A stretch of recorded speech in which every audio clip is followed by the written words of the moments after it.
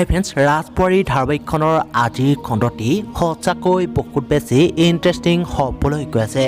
কিয়নো আজিৰ খণ্ডটিত নিজৰাক যে ডাঙৰ ককায়েকৰ আদেশত ৰক্তিমৰ পৰা ইংৰাজী শিকোৱাক লৈ বৌৱেকে ৰক্তিমৰ লগত সন্দেহ কৰিছে বুলি নিজৰাক লগাব আৰু নিজৰায়ো বৌৱেকৰ বিষয়ে কিবা বেয়াকে কৈছে বুলি বৌৱেককো শেৱালিয়ে মিছাকে লগাই নিজৰা আৰু বৌৱেকৰ ভাল সম্পৰ্কটোক বেয়া কৰিবলৈ চেষ্টা কৰিব।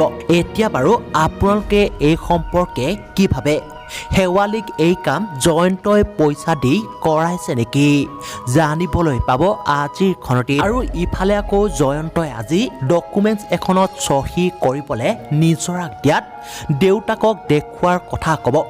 এতিয়া বাৰু জয়ন্তই নিজৰাক পতি পত্নীৰ বিশ্বাসৰ কথা কৈ ডিভোৰ্চ পেপাৰখনত চহী কৰাই ল'ব নেকি? গতিকে এই সকলোবোৰ জানিবলৈ চাওক ৰাজবোৱাৰী ধাৰাবাহিকখনৰ আজিৰ সম্পূৰ্ণ খণ্ডটি।